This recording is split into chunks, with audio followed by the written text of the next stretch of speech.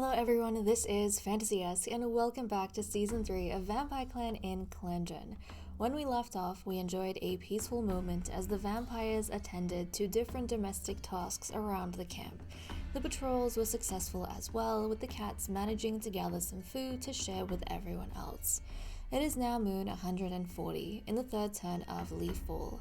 Let's see what happens next. Diving straight into our main events, Sunnytail, Master Sunnytail, no longer has a running nose. Fondnest no longer has a running nose. Fondnest was seen speaking calmly to a vampire hunter cat from Wind Clan. Bloomrise has gotten a white cough, which was not good. And then finally the news we have all been waiting for. Springtrail and Eagledawn's eyes meet over their litter of two kits full of love for their growing family. So they did thankfully end up having at least two kits, and look at them guys! Look at them! So we have a peachy sort of kit, Wish Kit, and then Doe Kit, who is more whitish like her mother Springtrail. And both of them are actually girls. So we have two little females. So Wish Kid over here with cobalt eyes, a agouti pelt, and is noisy. I'm not sure where she gets the agouti. Is that from her father? No, her father has a smoke pelt and mother has calico. But there we go, that's Wish Kit. And she, along with her sister, are a carrier of 4 vampiric bloodlines from the 4th, 5th, 8th, and 9th founding vampires. Let's take a look at her sister. We have Doe Kit with pale blue eyes and her father's smoke pelt. I'm assuming some of that coloring, the smoke coloring, is going to be on her ears from what I can see here. And she's fearless. So that's what we have for our adorable little kitten. In terms of, just a reminder for us, for the parents, Eagledawn has green eyes with the smoke pelt. Springtrail has cobalt eyes, the calico pelt. Okay, and in terms of their descriptors, where is he? Eagledawn is a light brown smoke and white tom. Springtrail is a dark ginger / dark brown calico she-cat. Wish Kit is a ginger tabby and white she-cat. And Doe Kit is a white and brown smoke she-cat. I also went ahead and had a look at which kitten both parents favor, and they both favor Wish Kit. So Eagledawn and Springtrail, out of their two daughters, apparently like the noisier kit that they have as opposed to the fearless one. So I thought that was kind of intriguing. But yeah, they both favor Wish Kit. I wonder if it's because Wish Kit, I don't know. I was gonna say looks so different to, her sister, but I have no clue. I don't think appearance would be something they would typically base their favoritism off of, unless you had like a kitten that looked exactly like their parent or something. But I think they're both a good blend of their parents. I mean, Wish Kid has the mother's eyes, Doe Kid has the father's pelt, but kind of seems like she has a combination of both parents' coloring. She is fearless, which you would think adventurous parents like, but maybe they like the idea of having a kitten who makes her presence known, because they both have had their offspring relatively later in life. So I think maybe the idea of being surrounded by family is something that they adore, and Wish Kid kind of gives it to them. But yeah, there we go. I'm excited to see how the kittens look when they become 1 moon old as well, because they tend to change dramatically. Let's take a look at our medicine cat den. So we have Bloomrise with white cough in the den. I'm a bit worried about her. Quiet Flight has a sprain. Springtrail is recovering from birth out of the den. Thankfully, all of the minor injuries we had have recovered. In terms of our log, Quiet Flight was given elder leaves as treatment for sprain. Sunnytail and Fondnest recovered from their running nose, and then Ibis Freckle could not find any herbs this moon. Now let's take a look at our relationship events. Grandmaster Bluestar sees Ibis Freckle help a clanmate get unstuck from some brambles. Grandmaster Bluestar and Bloomrise find out they have the same favorite prey. Quiet Flight purrs whenever Grandmaster Bluestar comes around. I'm pretty sure these two cats are mated. Master Quiet Flight has a friendly chat with Fawnest that leaves them both feeling happy. A clanmate tells Sunnytail and Eagle Dawn tells Sunnytail that Eagle Dawn's stories are better. Master Sunnytail admires how brave his son Sunnyquiver is. I love seeing the bond between these two. Master Sunnytail and Ibis Freckle have been sickeningly lovey-dovey all day, and these two are mates, something that escapes my notice sometimes. Ibis Freckle and Grandmaster Bluestar roll up moss balls together. Ibis Freckle thinks Brown Ice is being thoughtful of others. I have kind of noticed that Brown Ice, despite the fact that Bloomrise has historically had some issues with Ibis Freckle, I wonder if Bloomrise never really told that to her kids, because I kind of feel like both Brown Ice and her brother, they I don't know, I feel like they kind of almost look up to Ibis Freckle a little bit, and they seem to be quite pleasant to her. So that's sort of intriguing to me. But I feel like that just shows how much nicer of a cat that Bloomrise is. She wanted to maybe preserve the peace of the clan, this small group of vampires they have, the lost ones surviving in the world, and maybe she doesn't feel as though all of the strife that she and Ibis Freckle have had in the past is kind of worth dredging up those old things, and it's not really worth causing more problems in the next generation. So she never really told her kids that. It's interesting. Brown Ice uses one of Fawnest's fears against him. Fawnest points out a constellation to Sunnyquiver. Bloomrise is always happy to share a piece of fresh kill with Grandmaster Bluestar.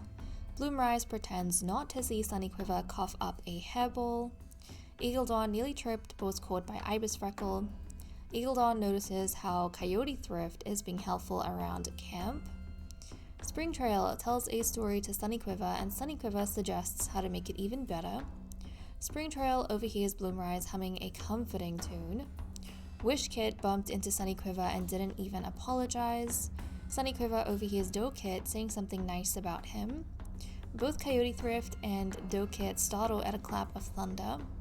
Brown Ice tries to say something rude, but Doe Kit just laughs at it. Brown Ice gets a bunch of cats out for morning stretches, and that's pretty much it. On to our cat list.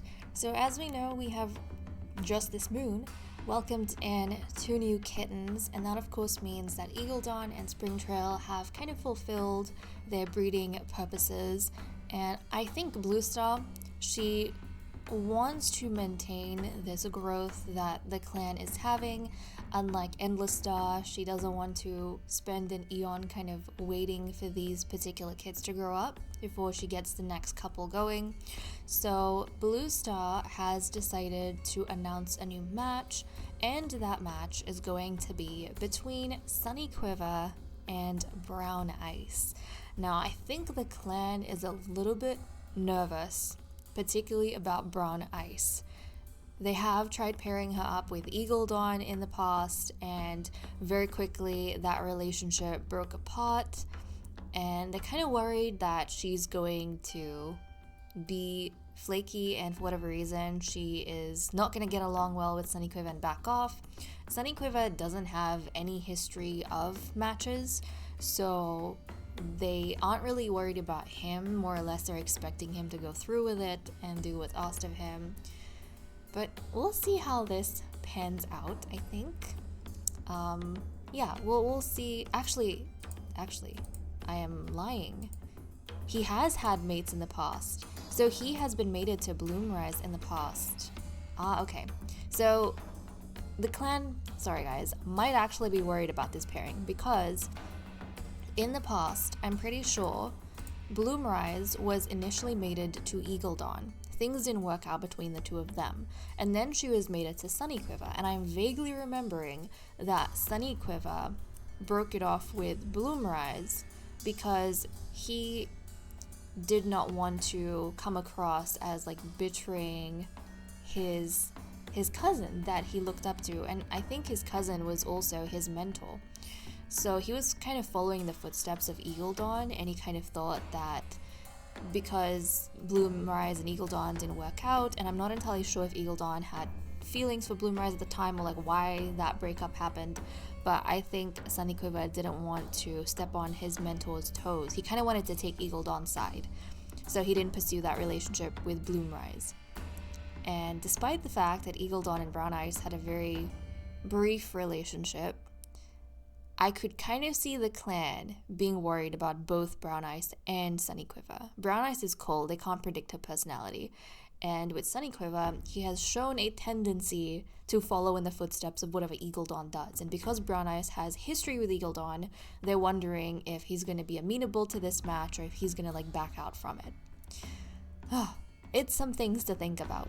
But let's go ahead and get these two cats going. Of course, right now they both don't have any relationships, so thankfully the clan leader does not have to like break any couples up.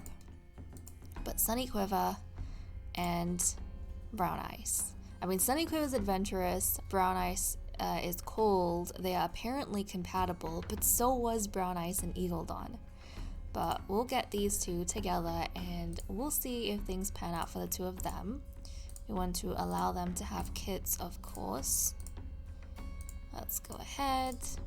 But these two are both relatively young. I mean, Sunnyquiver is an adult, and Brown Eyes is a young adult. So it would be nice if we could have a younger couple with a big litter. Like, that would be amazing, I think. That would really, really be amazing. Okay, that is done. Of course, we're gonna want to start influencing these cats, these vampires, start whispering between the two of them. So we'll go to Fawnest, our whisper, and we are gonna have him get Sunnyquiver and Brown Eyes. Oh, look at this, guys. Guys, I think Sunnyquiver and Brown Eyes might be off to a good start, because it kind of seems as though, like, whenever you put two cats together, if you get them mated, usually they gain 2 bars of romance automatically. But I'm already seeing like 3.5 relatively for the both of them. So I kind of think they already had an inclination towards each other beforehand. They already kind of liked each other beforehand. So we might be onto something. This might be a good, they might already have a bit of history. Like, they were starting to notice each other. And so they might be more okay with this match. But for Ness, let's start doing some whispering. That really did help. Romantic interest, trust, respect, comforts, platonic like increased, dislike decreased. I'm excited for this. This might be a really good couple, guys. Okay. Well, Sunnyquiver, in terms of like their appearances, let's see. Sunnyquiver is a golden ticked tom, and Brown Eyes is a golden brown smoke she-cat. He has cobalt eyes and a ticked pelt. Yeah, she has amber eyes and a smoke pelt. But I think a litter between the two of them would be very, very exciting. Okay, well, let's see what everyone is doing for the day. Grandmaster Bluestar is wondering what living with 2 legs must be like. Master Sunnytail wonders if it's too late to go back to his position as Whisper, especially because the current match is probably so exciting to him. I mean, it's his own son's match, so I kind of see how he would want to be involved in that. Iris Reckle is crushing leaves under her paws. Fornest starts a beetle collection. Bloomrise was recently caught humming to herself. Eagle Dawn wonders about species of prey beyond the border.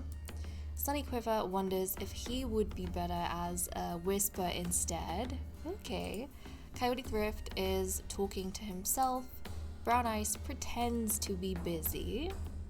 Okay. I wonder if Brown Eyes has been kind of taken unawares by this match. Not because she's against it, but because she already was noticing Sunnyquiver, and she, after their whispering session, realizes that she does like him a lot, but she's trying not to be frazzled by this because she's typically a cold cat, so she's pretending to be busy.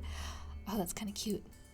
Quiet Flight thinks that times have changed for the better since she was young. Well, that is very, very good.